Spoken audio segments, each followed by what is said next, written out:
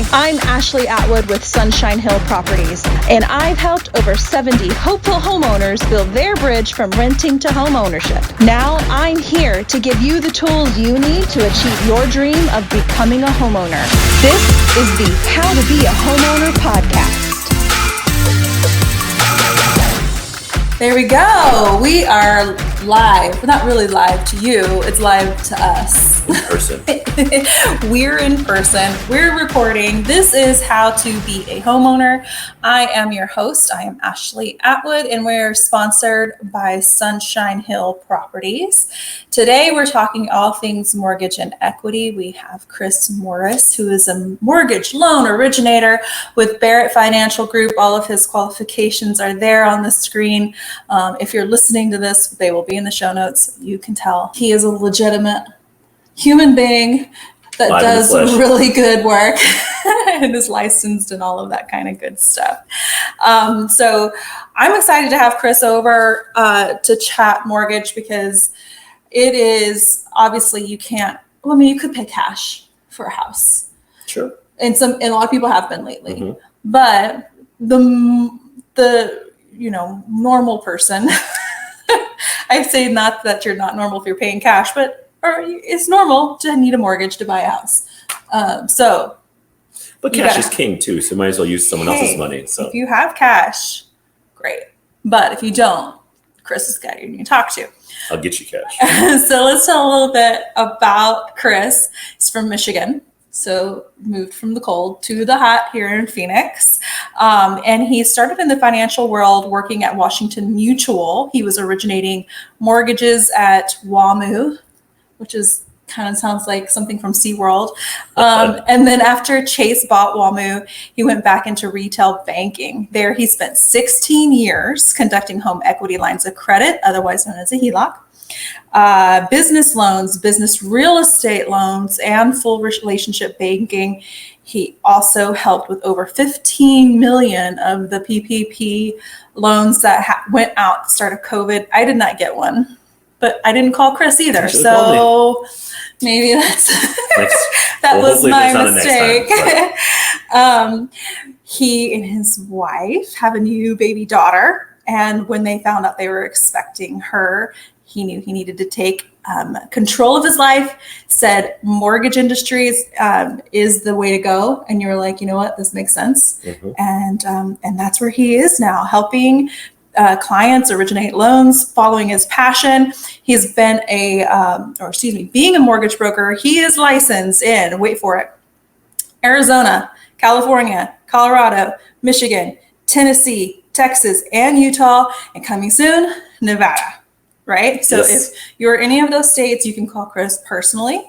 If you are not, you can still call him with Barrett Financial, because they're licensed in all of the other states except for New York. It's coming though. But it's coming, and they will be the first brokerage licensed in all 50 states. Pretty prestigious. That is pretty prestigious. That's pretty convenient, I would say, to a lot of our listeners, because not everybody is here in Phoenix or in one spot. So they have one central place to go to without having to shop around for a bunch of different people. So that was a long bio. Welcome, Chris. Thanks for coming here. Thank you. All the way out to my place to record this episode. Real excited to have you.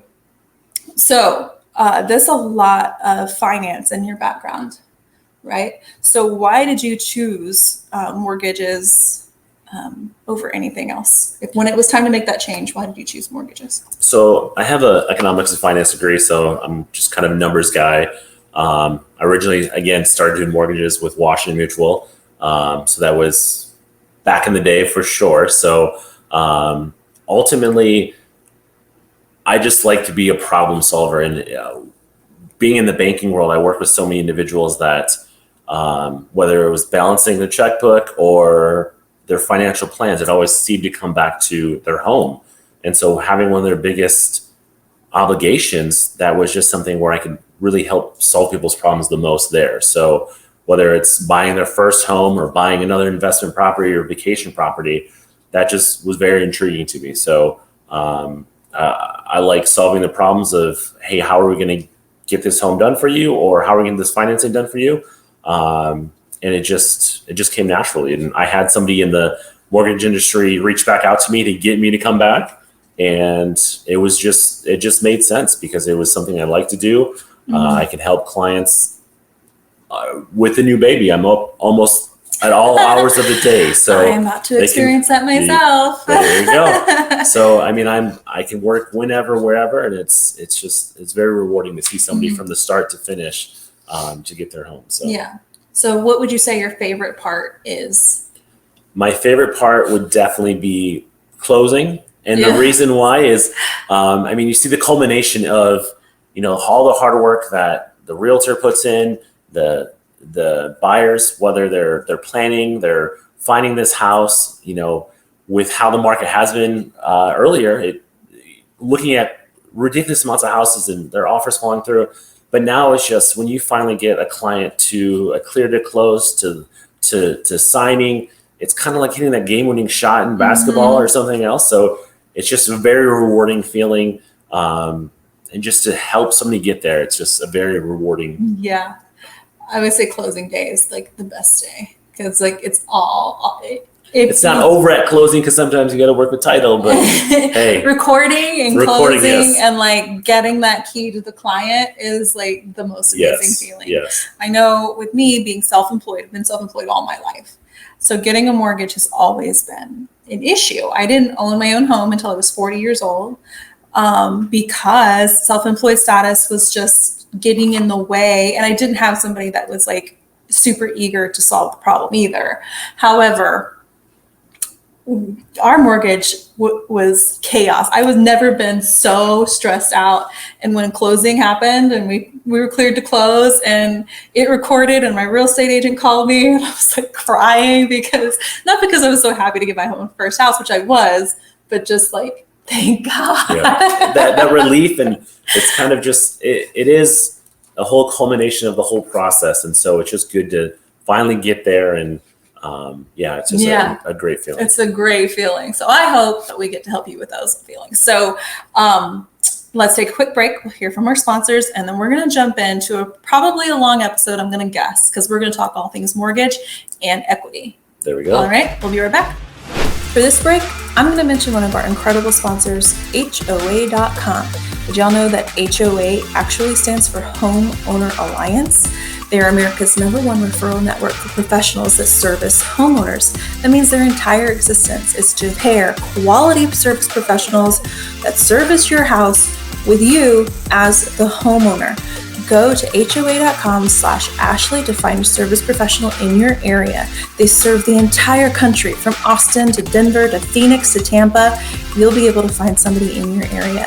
Also, if you are a service professional and you want to partner with HOA.com, go to the same link, HOA.com/Ashley, and sign up today. We're going to dive right in. So much for transitions, but it's going to be a jam-packed episode. So Chris, I like to usually start with people that are shopping for homes. What do they need to do to get ready to even go shopping for a house? So the first thing that you won't hear a lot of people talk about this, but I really think you have to budget. So you really need to budget what you have going on. You really take a look at, what's on your credit report and see what shows up there, because that's, as a mortgage loan officer, mortgage broker, we're going to be utilizing your credit to really see what you can qualify for.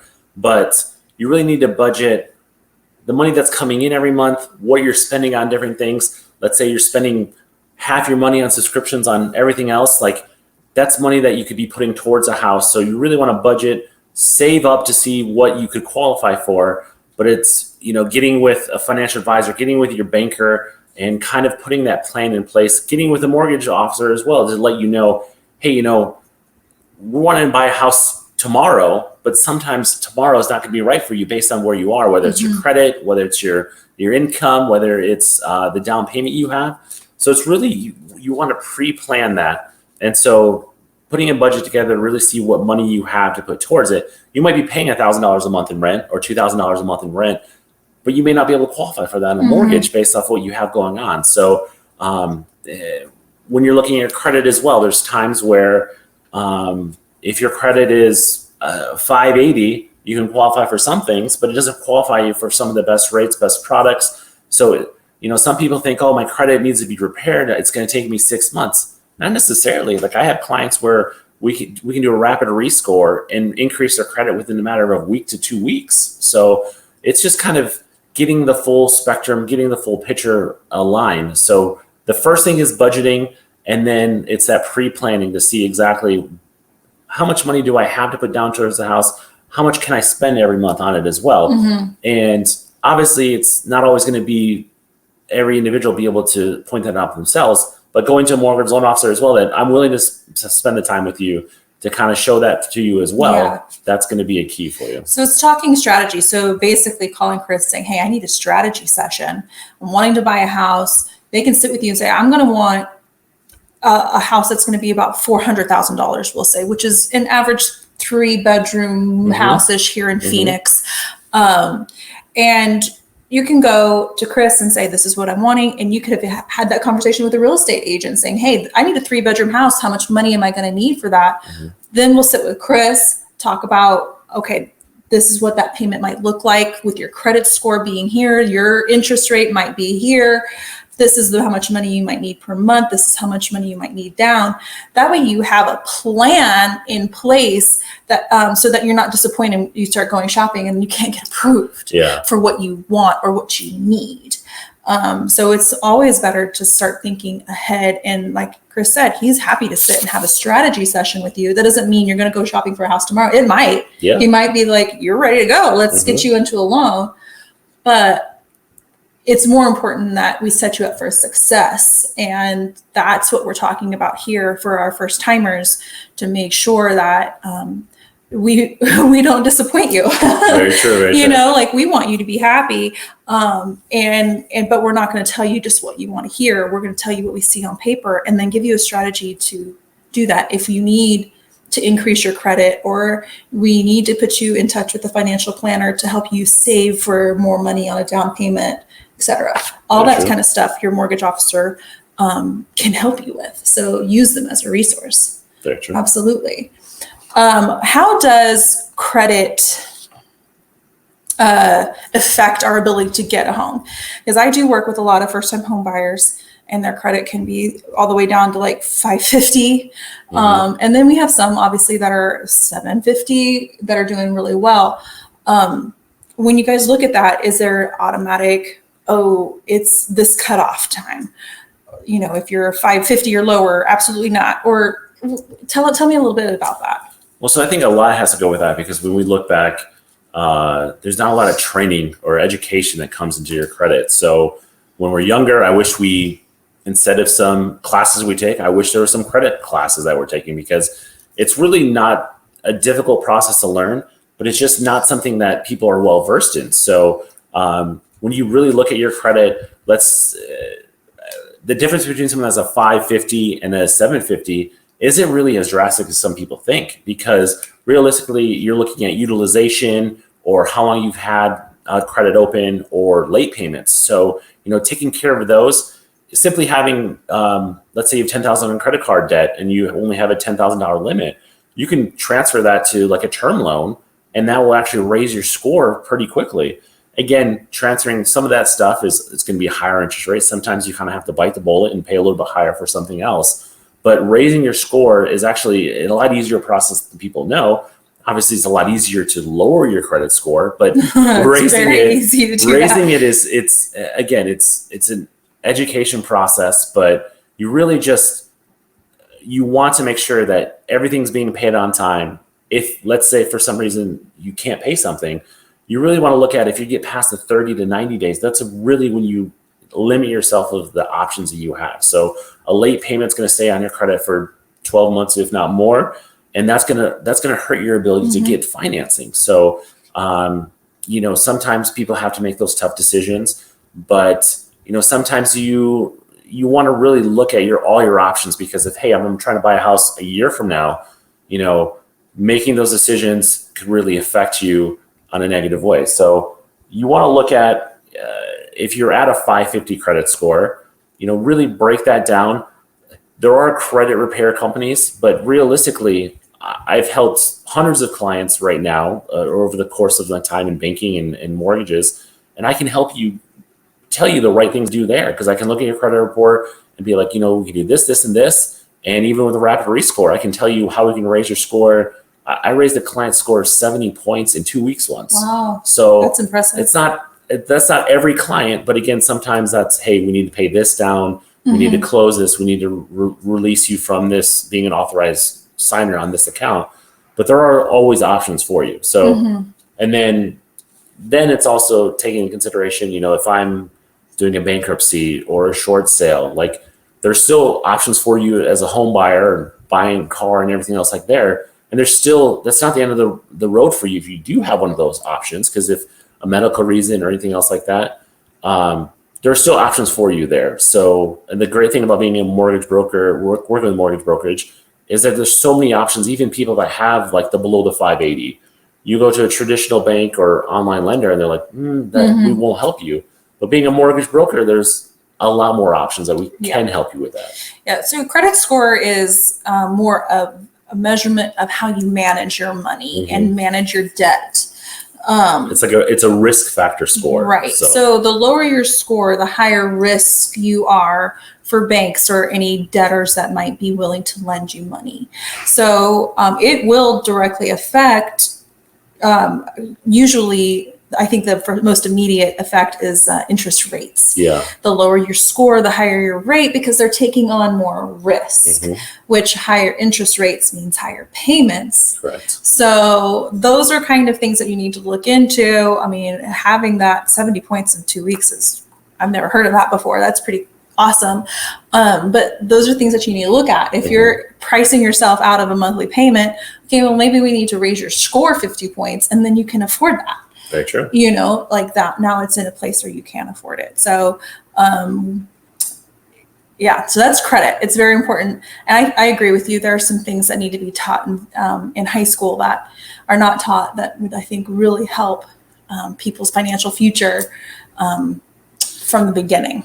So anything else that they need to do to prepare to get a loan?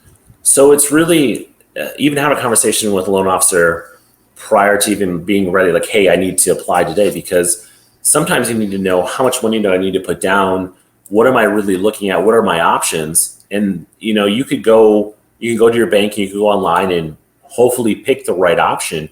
But, there's a mindset, the old school mentality is I have to put 20% down. So I need to save 20%. I was even in that boat when I was younger. I'm like, I need 20% down because I don't want to pay PMI or PMI is private mortgage insurance. What does it do? It's a waste of money, but it's it goes to absolutely nothing. Unfortunately, it's, again, we talked about risk. So whenever you're over 80% loan to value, which if your home is worth, let's say $100,000, you have a loan on it for $80,000.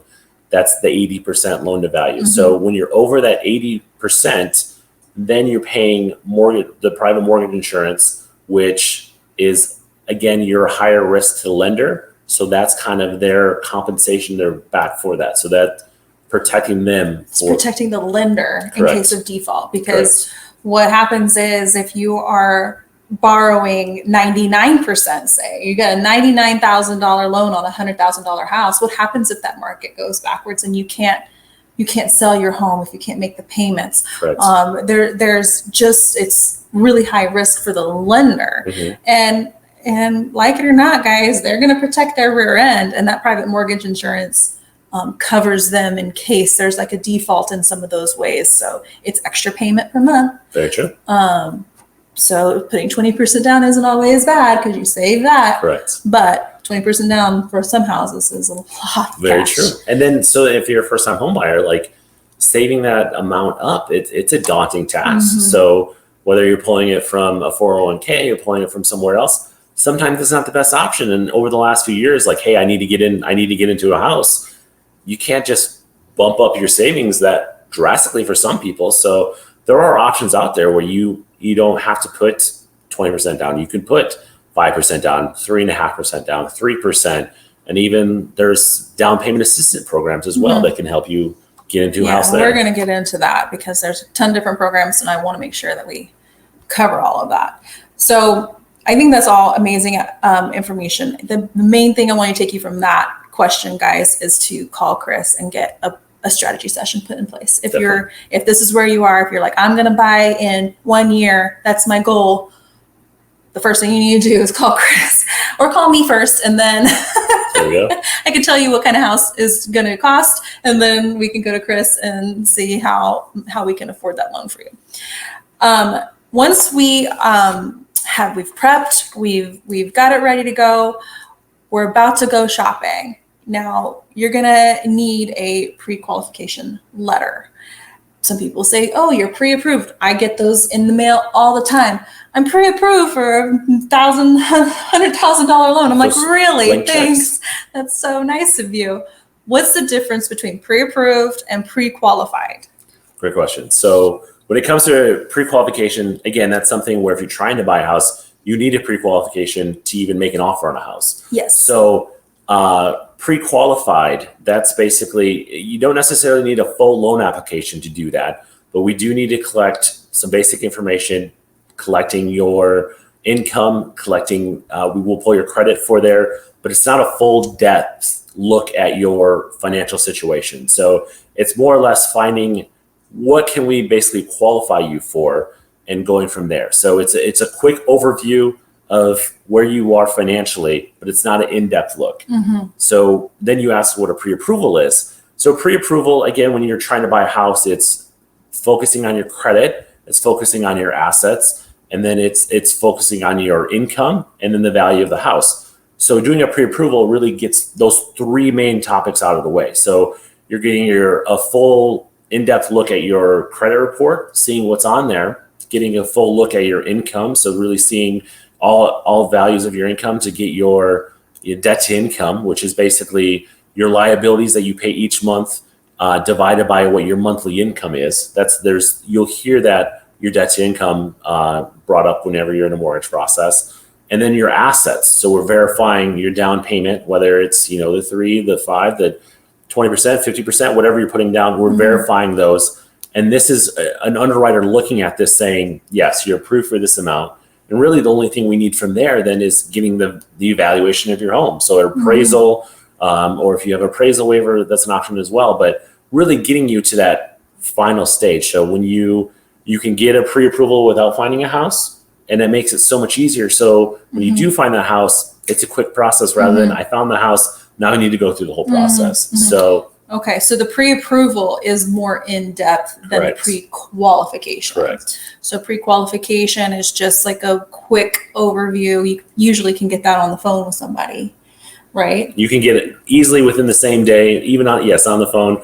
A pre-approval you can get within a day, but usually most lenders, it will take a few days because we have to collect all the documentation as well. Okay. But yes. So when you are going shopping for houses, and we do need these, if you're going to use a loan to buy a home, a seller is going to want to see a pre-approval would be better because it's more in depth and it gives the seller confidence that you're actually going to be able to close on that loan and buy the home. Correct. Versus just somebody that's kicking the tires and I'm going to cross my fingers and see what happens. Well, yeah, when the realtors are looking at their different offers, like if they see a pre-approval, that's like, okay, well, I know that this is going to happen because if you're selling a house, you don't want to be up in limbo with someone who might get approved for this loan. So yes, it definitely puts you in a better position there. Right, because buyers have a contingency in your offer contract that if I can't get approved for this loan, I am not bound to that contract anymore. Well, that's great for you as a buyer, but for you for the sellers, they don't want to take their house off the market if they're not confident it's going to actually sell. So they're protecting their rear ends, just like the contingency protects you. They have a right to not choose you because they're not confident that loan will be able to close. So getting that pre-approval letter is key. And your real estate agent should ask you to have that before they go shopping for houses. Very true. You can go there. Okay, awesome. Okay, here's a big one. We hear people all the time going, oh, I'm going to get the first-time home buyer credit or first-time home buyer incentives or whatever that is. Is that A, really a thing? And B, what is it that they think they're talking about? So the first-time home buyer, it is a thing. So there are programs out there. There's actually been some programs that have gone away a little bit because of the way the market has been. So there's some down payment assistance programs, which if you're in Arizona, you can, no matter where you are, you can actually Google down payment assistance program in your state. And so the ones that we're really doing a lot of right now is the Chenoa Fund, which is actually for the entire country you can utilize it in, except I believe New York is the only one that doesn't have that as well. But there are other down payment assistance programs within the different states that you can utilize. So a lot of those require you to be a first-time home buyer. And again, there's usually limits on there. There's income limits. There's limits on how big of a house. You can't be really a first-time home buyer and be like, hey, I'm buying $1 million house and getting like this down payment assistance program. So there's things out there because again, it's trying to promote, the American dream to purchase into a house. And so there's advantages where you can, there's forgivable and non-forgivable down payment assistance. So you can get 3-5% towards your closing costs, your down payment, which again, they could be forgivable for like you stay in the house for 3 years, then you never have to pay it back. There's some that are non-forgivable. You just have to, it's a 10-year loan on there as well. So it's a loan on top of your loan, not free some money. Some of them, well, the forgivable one, if you stay in the house for 3 years, right, realistically. But the non-forgivable is a loan. Another loan. So you just need to know the difference between that. Correct. It's 2 payments. Correct. And then, but there are times in which, if someone has a large down payment and has a great credit score, this first-time homebuyer programs, you can't really have your cake and eat it too, because there are times where the rates are a little bit higher on those. When you are getting something back, that you're usually getting a little bit back for you with a higher interest rate. So I have a client right now, first-time homebuyer. We looked at that, and she has a really great credit score. She's got down payment to go into there. And so it just didn't make sense for her to do that. So like she could have saved money, but at the end of the day, it was better for her not to do the down payment assistance. But the down payment assistance usually has lower credit requirements as well. But it also helps those that don't have as much to put down on a house. So when you're talking about it wasn't worth it for that particular client, again, we go back to that risk factor for the lenders, right? The less money you put down, the more help you need from X, Y, or Z, the higher the risk for the lender, which means the higher your interest rate, which means maybe it prices you out on your monthly payment. So it's just like he said in the very first segment, it's problem solving. It's looking at your situation uniquely revolved around you and your house that you want. Because there's so many different products that we can get you into. Now there are down payment assistance programs for non-first-time home buyers, or are they all first-time home buyers? There are down payment assistance programs for non-home buyers. So there are programs out there. Unfortunately, there's been some in Arizona that have gone away. I haven't in the other states. There are still some out there, but it is like the Chenoa Fund used to have other programs out there, but they only have an FHA program right now for first-time home buyers. But there are programs out there for non-first-time home buyers. Okay, and you mentioned FHA, so I would like to transition into that. FHA and VA loans, are they down payment assistance programs, or are they just the type of loan? So they are a government-backed loan. So you hear some people hear those and they kind of cringe, but they're really great loans. They're great products. So first, like the VA loan. So that's more for our veterans. That's strictly for our veterans. So the great thing about that program is it has up to 100% financing. And there is a funding fee for that, depending on if it's your first time use or you've used it before, but that can be rolled into the loan. So realistically, a veteran can get into a house and put zero money down other than, closing costs, title, tax, all that, but they don't have to put money down towards the house. It is a great program. They have other programs in which they can even refinance their rate to a lower rate, and it's a lot easier process than traditional refinance. But kind of getting back to, and then we talked about if we don't put 20% down, there's PMI. There's no PMI on a VA loan. So that's, with veterans, that's one of the few great benefits that the government has given our veterans, but it's a great product. It used to have a bad inclination to it a few years back, but it's a great program now. Great rates for those clients. Yeah. And on that, we talked about if you're not using your VA loan, you have the PMI insurance that backs it. The government backs that difference for the lender. So the lender's still protected, but it's just protected by a different thing.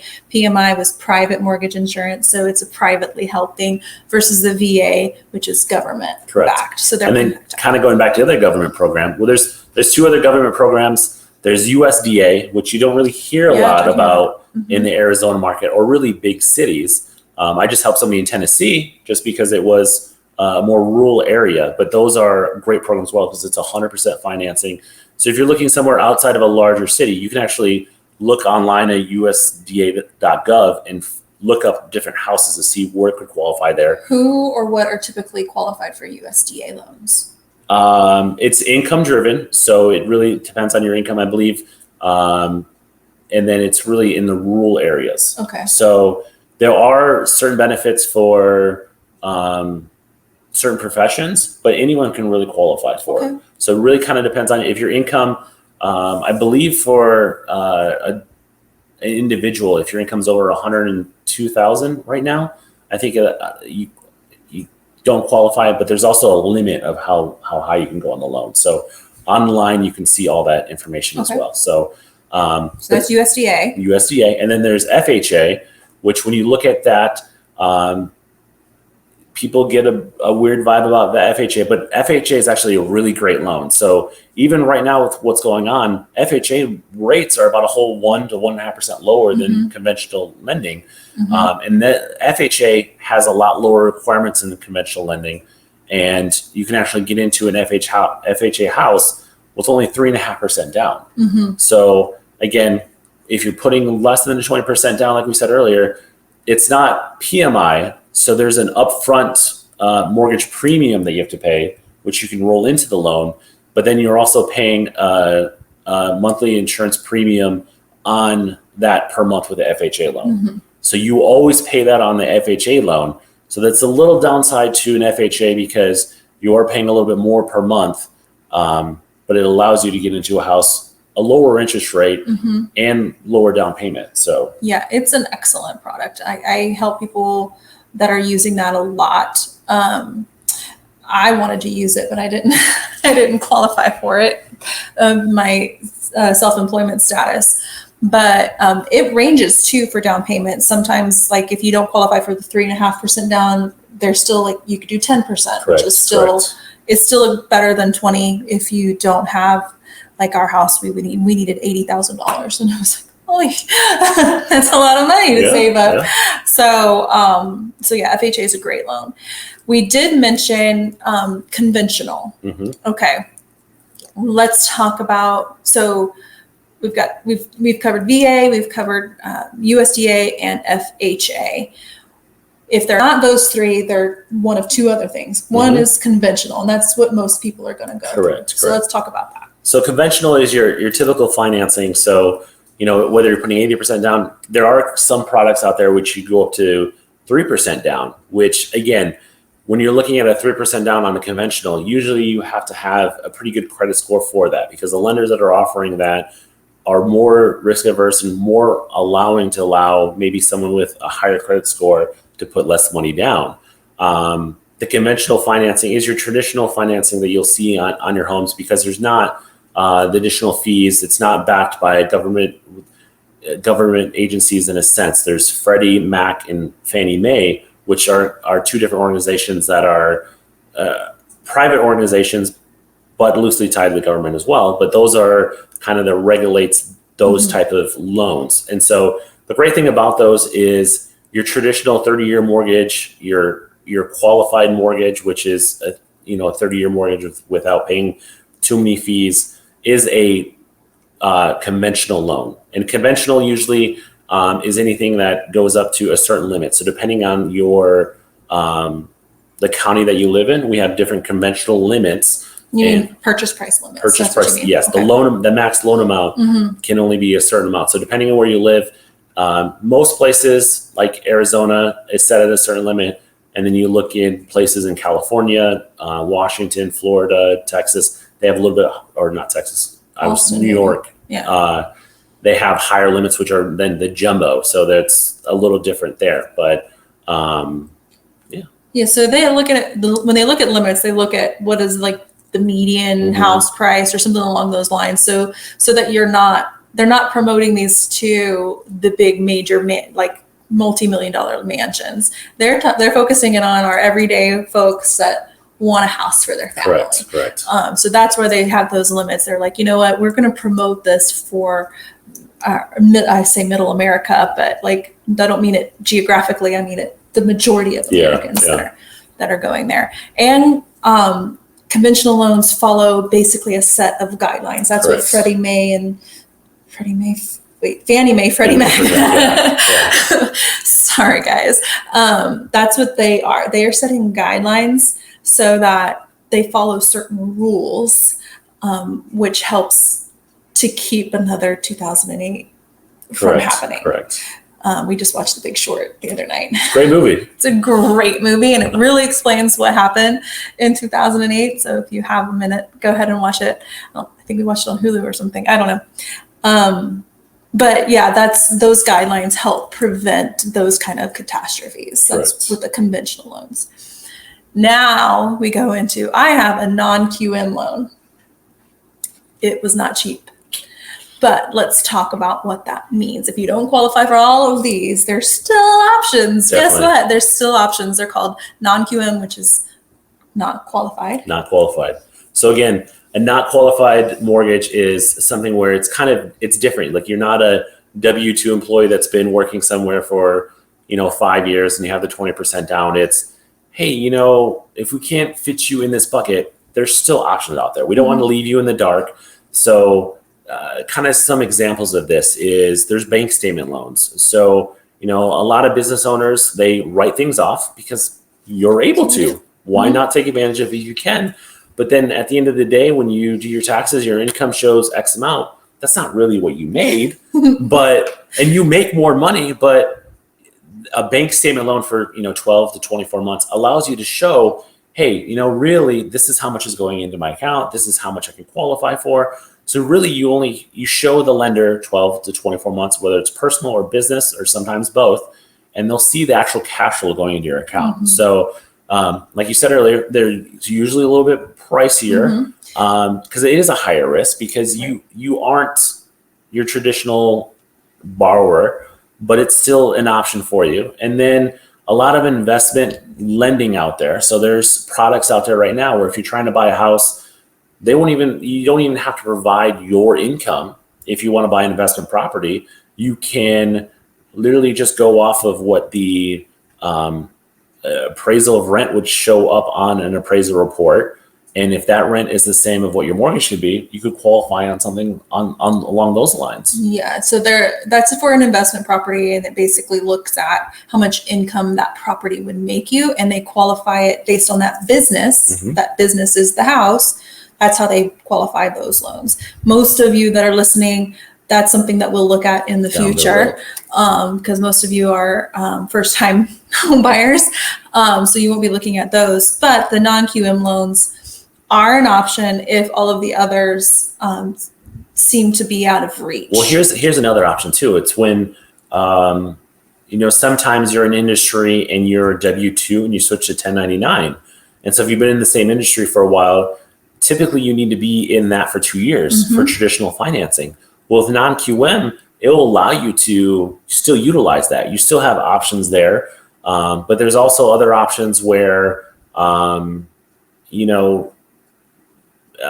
there's the bank statement, there's some custom construction falls under non-QM as well, or even just building a house, there's some non-QM products as well. So it realistically, when you look at it with whether if it's your credit score, whether it's your amount of assets or your income, sometimes there's a non-QM product that can still allow you to get into a house. Yeah, that actually rang a bell on like homes that you might need to renovate before you get in. Those aren't going to qualify for FHA or VA or a lot of different places. Not you qualify, but the house itself. Correct. So if it needs too many repairs and the government's saying, hey, I can't I can't back you living in this. It's not healthy. It's not safe for you. Mhm. Well, you're gonna have to go with a different loan. And some of those might actually help you with the construction costs, Very true. depending on your situation. So don't get, don't get discouraged. Yeah. There's ways around it. We're happy to help you get in there. But like we said, it is a wild ride, and there's so much out there that you want to get with somebody like Chris, who's a broker who can shop so many different kinds of things, and you're not stuck with one person's answer. You don't qualify for this one little thing, we can't help you. Mhm. That's different when you're talking to somebody like Chris. If you go to your bank or the different places, they really have a set amount of products, and they don't want to get too risky there. Like I have 50 different lenders on the traditional side. I have about 25 non-QF lenders as well. So they all have different things that can help our clients out. So that's the great thing about it. There's so many options out there. Yeah, absolutely. Okay, so hopefully your mind isn't spinning too much, because we still have more to go. We haven't even bought your house yet. So those are major touch points. So I'm glad we got to cover them. Now I want to talk to you, Chris, and listeners about equity. We bought our house. We closed. We got the key. Woohoo! We're moving in, and now we're earning equity. And I know you've all heard that word before, but maybe you don't know what it means. So let's, Chris, just define that for us real quick. So equity is whenever you have an asset and it's the amount over of what you owe on there. So again, back to our original example of, let's say you have a house that's $100,000 and you owe $80,000 on it. So what's that difference? That difference right there is $20,000. You have $20,000 in equity. And so every time that you're paying down your house, or, like recently when the values of your house goes up, you instantly gain equity there. So that's where the craze came from, is you had all these people building so much equity in their homes, and that kind of opens your open your mind of things that you can do with your house. So it's basically, it's two things. It's paying down your loan, and it's also just market appreciation of your house. So everybody's house, for the most part, unless it's just letting it fall down around, the baseboards or whatever, is appreciating at a steady rate. The past 2 years, it's been a not steady rate. It's been crazy. But correct me if I'm wrong, in Phoenix, the average appreciation is about 10 to 13% annually. Correct. That is free money. And it's sitting in your house, right? It's called equity. And it's your money. It's just not as easy to spend as if it was like in your checking account. True. However, it's money that you can leverage for different things that you might need. So let's talk about how you access that. Say we've been in our house for 2 or 3 years now.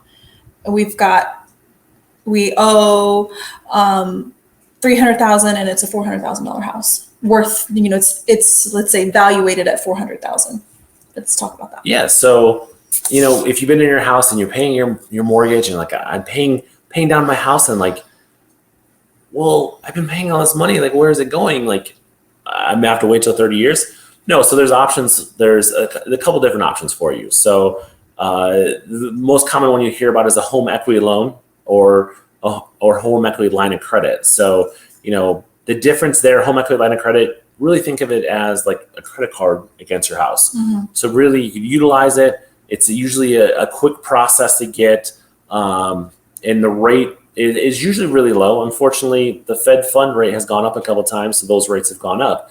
But it's a quick access to utilizing the equity in your house. So the difference between an equity line of credit and an equity loan is the line of credit is revolving. It's usually a 10-year term where you can utilize it, use it, pay it back, use it, pay it back. And an equity loan is just a loan, a second lien position loan it's just a term loan. It's a one lump sum draw there. And that's kind of like when you refinance. You've heard the word refinance. Correct. Well, equity loan is a second lien position, so you don't touch the first. So there's options there. Okay. They're not as prevalent as a home equity line, because they do usually it's a fixed rate. So the rates usually be higher. So what people do is they refinance and take the cash out of their house. So there's the third option we're talking about. Third option. Yeah. Okay. There's actually one more. And so like when you do a cash out refinance, you're like, hey, I have this house, I owe $300,000 on this $400,000 house, but I need to take money out. Well, you have that capability. You would just basically, you could restart your loan or lower your term on your loan and take the money out and just do another loan from there. So it's a fairly easy process. Again, 2 years ago, I think everybody under the sun did that basically because the rates got down in the 2% range. And so it made sense for people to not only lower their rate, but maybe take this cash out of their house. So, that's going through the full process. It's similar to buying a house other than you utilizing your own home, but you go a full mortgage process to take that out. So there's a home equity line, there's the home equity loan, and a cash out refinance. Another thing that people don't utilize or use all the time is there's actually SBA products on the business side. Okay. Where you can take money. SBA is Small Business Association. Correct. Okay. So that's more on the business side, and it's not as prevalent as well because when you're business and home, you like to keep those separate. But SBA does allow you to use equity in your home as collateral on their loans as well. So I didn't know that. You learn something new every day. I do. I've learned something new every episode I've taped. There we go. It's amazing. I hope y'all are learning too. So those are just kind of different options. Again, the line of credit is a quick process, and it's good there. And a lot of people were utilizing them before just because it was tied to prime. Prime used to be about 3.25. Now it's 5.5%. So the rate has gone up. And usually you have a rate on there of prime plus a margin. And with prime going up, those rates are more in the 7-8% range, which we've encountered before. So now people that want to maybe take cash out, those rates are a lot lower than that, but they might have a first lien position, which is lower than what the rates would be right now. So you may not want to refi correct. because you've still got a lower interest rate. So then there's finding like a break even point. It's again solving that problem. I can show you if let's say you have a rate of 3% and we want to take cash out, and your rate would be I don't want to really say a rate just based off of compliance reasons, but your rate, let's say your rate would be higher than that. I can show you kind of the break even point if it makes sense, or just show you the different options of what would be the best fit for you. Could do. And still, if it's at a 7% on your, say you got a home equity line of credit, 7%, it's still a lot cheaper than your 23% credit card. Correct. So if you're wanting to put new floors in your house with that money, it's so much cheaper to get you a home equity line of credit than to put it on your credit card because you're saving money on the interest, even if it is quote unquote high interest these days. When it's really not. You just need to look at what all of your options are. But that's equity. That's your money. Don't necessarily you spend it all willy-nilly. But that's a benefit of owning a home is that you get to leverage that market appreciation versus paying your landlord's mortgage down and earning him or her more equity for them. Which I'm a landlord, so I appreciate, but I am trying to encourage you guys to understand what that is. So, okay, so I told you it's going to be a long episode. What else have I not covered? Our first timers over here. I mean, when it comes to the first time, again, I can't emphasize it enough of just pre-planning and budgeting. And again, even when you are in process, even if you're in process with me, you should shop your lender. Because at the end of the day, you need to make sure that you have a trusted advisor, but you want to make sure that you understand the process you're working with and that they're giving you the best option for you. So because again, you're going through the process and it is a difficult process, but you also have to understand this loan, more likely for 30 years, you're probably not going to be in the house in the loan for 30 years, but this is your obligation to pay and go move forward. So you want to make sure that you are shopping your lender to make sure that you're getting the best option there.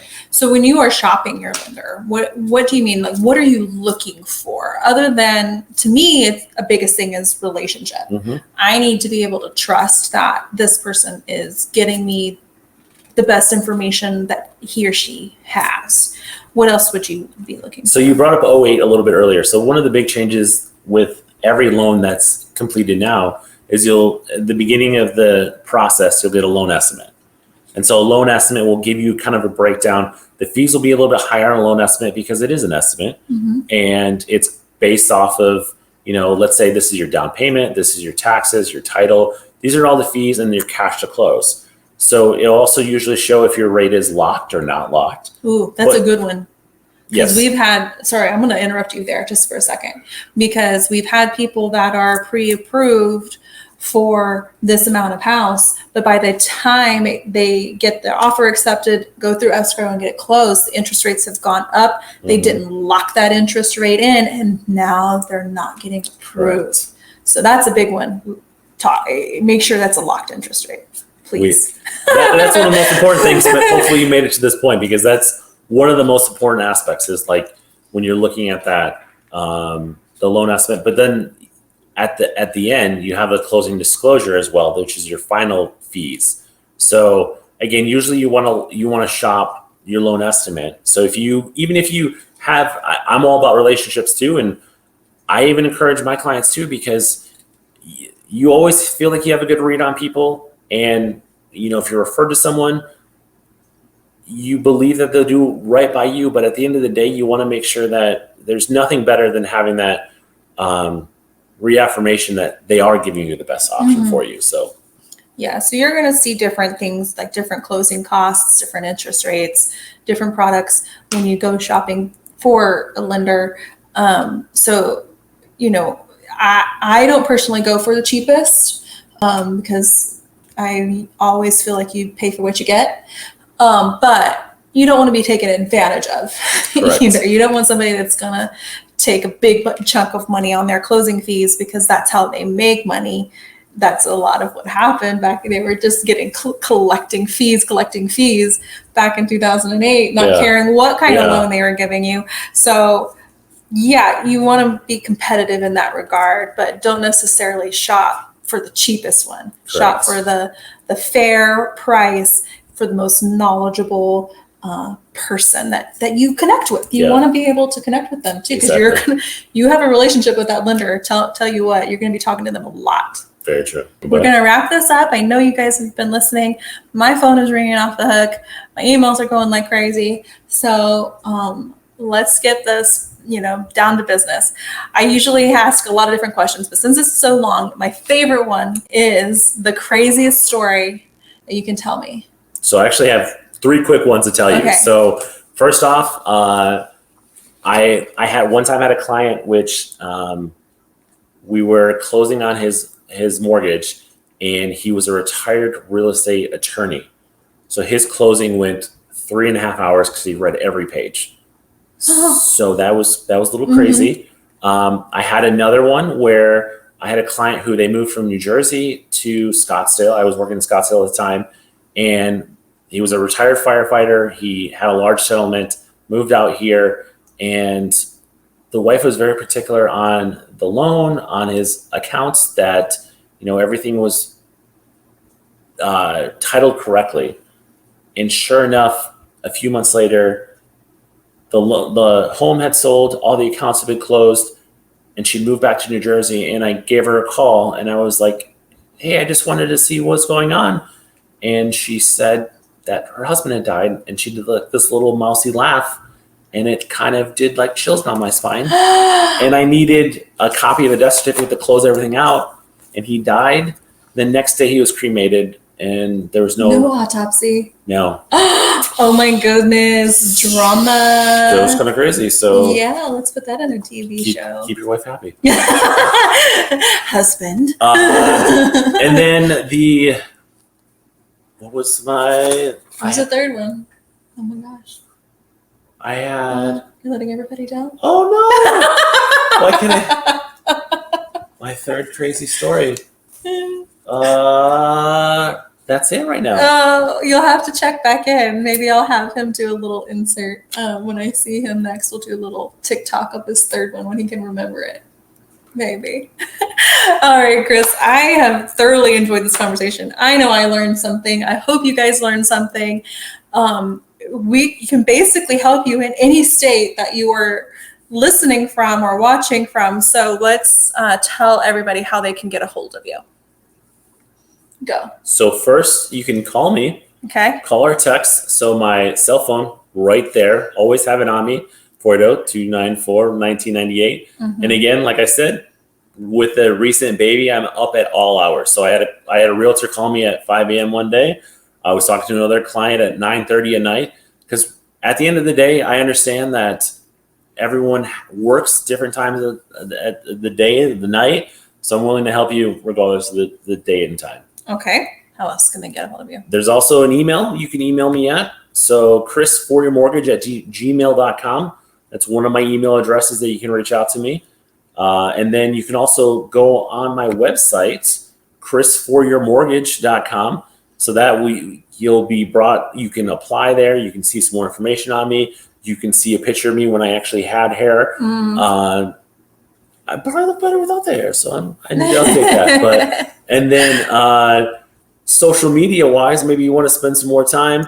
Instagram and TikTok is at ChrisForYourMortgage. And then Facebook is Chris Morris for Your Mortgage. And my LinkedIn is Chris for Your Mortgage as well. So it's kind of that. It's all over the place. Yeah. If you can't find him, you're not looking. You can Google me too. So.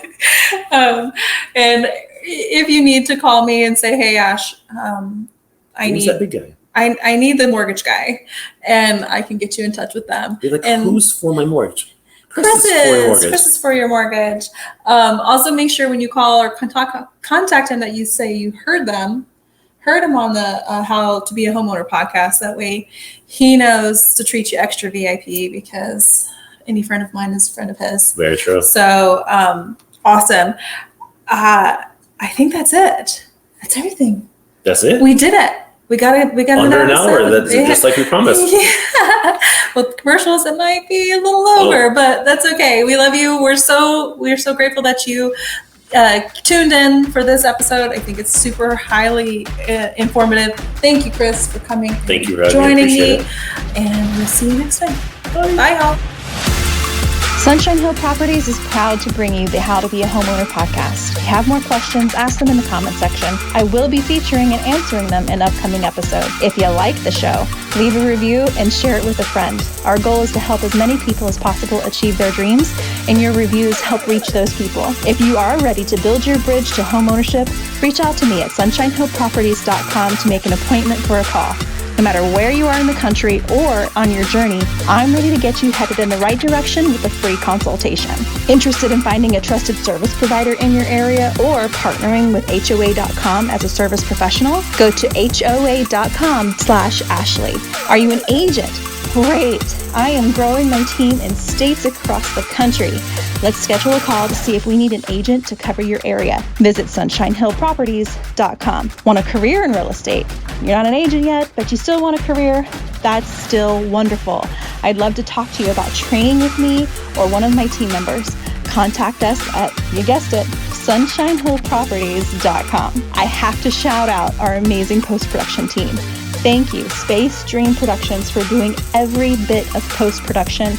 I truly could not have made this show happen without you. And last but not least, if you don't want to miss a thing, be sure to subscribe to us now on the How to Be a Homeowner podcast.